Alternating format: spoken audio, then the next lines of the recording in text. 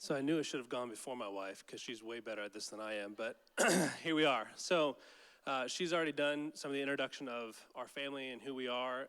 So dad of four, the kids that she talked about. And for going on my 13th year, I've been working in wilderness camping ministry. So if you were here last Sunday, you got to hear a little bit about Camp Duncan and the work that's happening there. And during that time, not only are we working with girls physically at the camp, but we're working with the families that they're going to be going back home to as well. And so during that time, I've learned a few things, and I'm still learning a lot of things. And some of those things are principles that we try to help teach the parents that they can implement into their home. And so my goal during this time is just to maybe share some tangible things that probably for some of the younger families, teenage years, or maybe you can share with your kids, with their kids or whatever, but just some tools that you can use, some principles that you can apply that could hopefully help or just encourage you, like, hey, we're already doing that, and so I want to spend some time sharing about that. But since 2010, I've been working in this camping ministry with teenage boys and girls. Started at Cameron Boys Camp, was there for 9 years, and I've transitioned to Camp Duncan as a director 3 years ago. And unfortunately, a common theme I see between both camps is the broken homes that a lot of these kids are coming from that are looking for help in the program that we offer. And I don't have exact percentage statistics for you, but I would venture to guess 90 to 95% of the kids that we're working with, they might have mom and dad right now that we're working with, but they were adopted by them, or we're working with dad and stepmom, or mom and stepdad. And so in some fashion, there's some brokenness that they've come from that has affected their life in some fashion. And so that said, I can't stress enough the importance of the series that Pastor Lee's been talking about, the need to fight for your family and strive to be together with your husband or wife and to foster and create a home that is united and working together to show Christ's love to the kids. And so one main goal of the camp program is we are a Christ-centered program, and our goal is to point these families and these individuals towards Christ and help strengthen and bring together the family unit. Our goal is to share hope that is only found in Christ and to use that to help foster change. And so this is all influencing what I'm sharing today. And so we have some principles that I want to get to.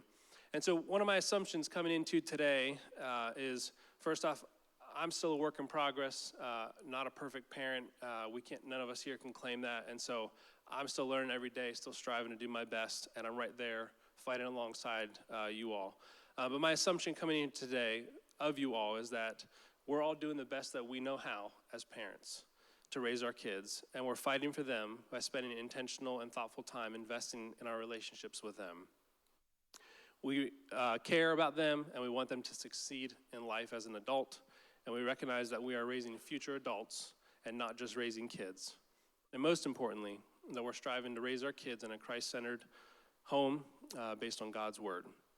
So the first principle I'm going to jump into, we call it the three-legged milking stool. And so envision kind of old-timey, farmer sitting on a milking stool to milk the cow, and it's got the three legs, and they've all got to be in equal balance. Otherwise, he goes to sit down, falls over, right? And so it's important that the visual you have is those three legs, all of equal length for this to work perfectly. So those three legs are representing tender touch or words of affirmation, personal responsibility, and firm limits. And again, these legs, they need to be rooted or secured in that seat, which is God's word, based in our relationship with him. And so all three legs and how we live out holding our children to them must be based off of our relationship with God and how his word tells us to live our lives. God tells us in Hebrews 12:6 that the Lord disciplines the ones that he loves, and he punishes everyone he accepts as his. And so we see examples of this, of God doing this in the Bible for the Israelites. He provides for them when they needed food and sent the manna, showing his tender touch even when they were grumbling and complaining. He gave the Israelites the 10 Commandments to give them limits and direct them how to live their lives, giving them firm limits. And they were given the personal responsibility to then live out and abide by those commandments, knowing full well the consequences if they didn't do that. So again, these legs, for it to work properly, they need to be of equal balance, equal length to be balanced. And so to get into the specifics of what is tender touch or words of affirmation, what am I referring to there? So on a basic level, this is, as parents, we're taking care of our kids, meeting their basic needs. Clothing for them, feeding them. When they're sick, we're, helping them blow their nose, whatever it may be. But it's also just as important that we're affirming when they do something well, when they're doing something that we've taught them, and you see them putting feet to that you're recognizing that and acknowledging that and saying something about it. You're complimenting them. You're making sure that you notice the things they do and telling them so. You're building them up with your words. Are you building them up with your words, or are you always correcting them and pointing out things they did wrong? I know in my experience, corrective words have a way of sticking with us a little bit more than that compliment somebody might have gave us. Compliments feel good in that moment, but I don't know, I've just found they fade a little bit faster than those words that stung a little bit. And so as parents, as people, as humans, we should recognize complimenting people, someone just doing their job well. It's okay to compliment them on that. Your kid doing the chore that you expect them to do, it's okay to compliment them on that, because chances are we've given them a lot of correction, and so we also need to make sure that we're affirming things that they're doing well. All right, so our next leg, personal responsibility. So as parents, are you helping hold them accountable to mistakes that they've made or things they've done wrong? And so we need to ask ourselves maybe what level of responsibility is appropriate for this situation. Should they have to repair something? Maybe out of anger they broke something. And my job as a parent is maybe to fix it for them, and they're right there because they're 3. Or maybe it's helping them fix it because they're old enough to have that skill. Or maybe we're going to learn that skill and fix it together. Or maybe it's they're going to pay for something if they broke it. Or if they stole something from a store, I'm going back with them to that store owner and maybe seeing what the consequence is, but being right there with them. And I'm holding them accountable, but I'm also there supporting them with that. And so whatever the consequence, our job as a parent is just to ensure that it makes sense for that situation, that's age appropriate, that we're holding them accountable to that and showing them Christ's love in that.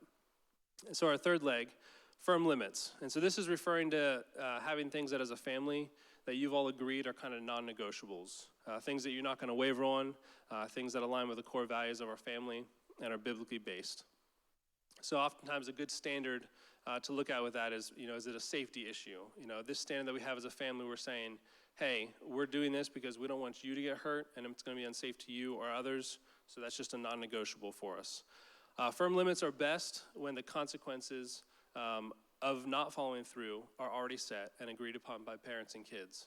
And so teenagers, I guess just kids in general, it's not just teenagers, when you have to give them a consequence to something and it comes as a surprise, it's that much harder for them to receive that. But when ahead of time you talk about, hey, when you get your job done, when you get your homework done, and that friend's house that you want to go to, you're welcome to go. Well, I don't know, that's a little bit of a motivator. And the consequence is a positive one in that instance where, hey, you get this done that you need to do, and I agree, and I'm holding you accountable to, that you get to go to your friend's house. In the same way, if they don't complete it, it's no surprise. They know that it's coming. And so having those agreements, another way that we like to use this, so social media, electronics, everything that's accessible on the internet tends to be pretty challenging for a lot of teenagers. And so a lot of the families that I've worked with and that I'm currently working with, a lot of these kids don't even have a cell phone, have access to that, because it's too much. It's too much of a temptation, too much of a hurdle, kind of gets them into trouble. And so when they start moving back towards gaining that trust to be able to have those things, we talk about like a phone contract. And so as a parent and as an individual, as a child, they're sitting down and talking through, hey, what is the purpose of this? What am I going to use it for? Maybe when should I be turning it in? 10 o'clock at night, it goes into mom and dad's room to charge. Who knows? But as a family, as a parent and their child, they're working together to figure out what makes sense in this season, and that's going to change, 6 months from now, a year from now. But they know when I do this, this is the reward, getting to have that cell phone in our example, or the consequence of maybe losing that privilege. And so, it's important just to have those agreements with that. Next principle I want to look at, we like to call this powwow. And so at Camp Powwow, it's kind of our end of the day time. We have a little spot designated in the campsites where there's a little fire, and they sing a couple songs, and they're talking about the day, things they did well, kind of wrapping things up, and then they're sharing, hey, what are we getting into tomorrow? And so chances are most of us, myself included, we're not going to go home and have a little fire and sit outside, especially when it's really cold, and do all that. But as a family, hey, what would work for you guys? What would make sense for you to foster this time of communication, to foster this time where, hey, we're expected to get together and we're going to talk about things and hear about your day, because I want to know. I want to know how things went. And so maybe it's around the meal table in the evening. For us in my house, our bedtime routine is a natural time when we're talking about just the day, talking about what went well, what did they enjoy, what was a highlight, things like that. And it's a natural built-in time that we're communicating with each other. And so I think it's safe to say that we all want open communication with our kids. And so it's really important that we need to foster that time, and we need to guard it to help ensure that it happens. So for your family, decide, what is that time that we have that maybe we're not doing it, but it would be easy to implement.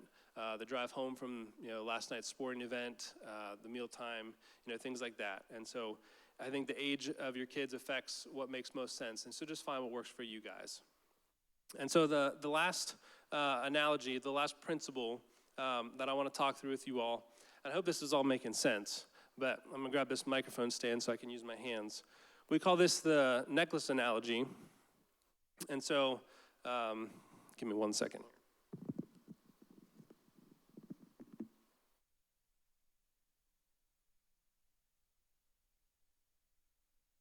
Okay, got my notes again.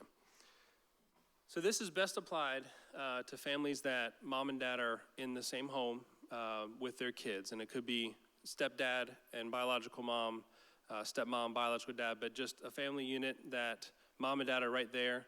Obviously, not all homes have that. And so when there's homes that the child is spending time between the two, I think the key with that is how can you as their parents still partner in this parenting job, this parenting responsibility, and to have some overlap of standards in which they're supposed to do things and how they're supposed to do it from one home to the other. And so I'm kind of a visual person. So this rope is going to represent our necklace, and this is the clasp at the top here, and the keys hanging from it are representing the charm of the necklace are our kids. And so the idea behind this is parents are the two clasps of this necklace. And so when parents are together, hooked together here, the children and the charms hang on the necklace where they're supposed to, and everything is in proper balance. And so the authority are the parents, and the kids are hanging in balance where they should be. When the parents aren't together and the bond's broken, as they get separated from each other, because they're not tracking on the same page, you can see how that charm is rising up closer to the same height as the clasp or as the parents. And so this creates the kids to be on a higher level of authority in their home, and it creates division between mom and dad.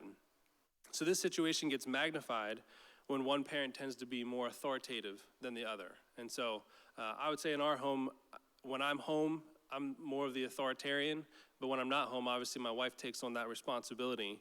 But in a home where there's already brokenness and parents aren't together, the one who is the more authoritative parent tends to be pointed out as the bad guy or the bad parent.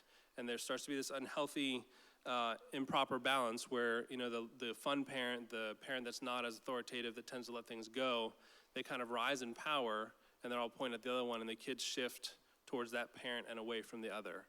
And so it's very important that parents are together with this, and it's crucial that they're together in expectations, vision, and goals for the family, and that they support each other. And they do that in front of their kids.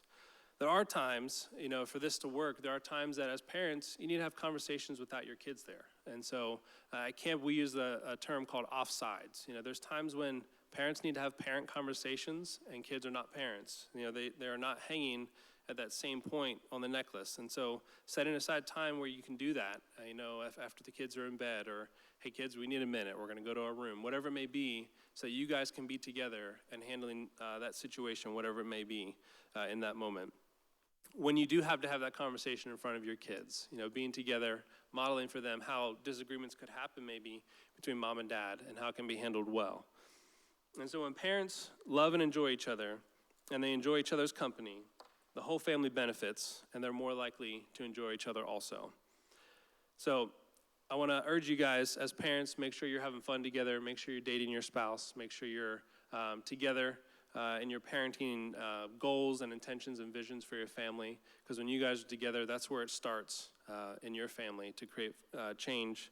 And so today we heard from multiple speakers the importance of parents seeking a relationship with God individually and together in the best way to lead their family. And so I want to kind of echo that and agree with that. And so I hope you guys have been encouraged from what we've shared, some tangible things that maybe you could incorporate into your home, or maybe be encouraged that, hey, we're doing those things, and I want to continue doing that. But the sermon series, Fighting for Your Family, it's important, because if you aren't doing it, no one else is for you. And so it's our responsibility, and we need to be the ones doing that. So thank you, guys.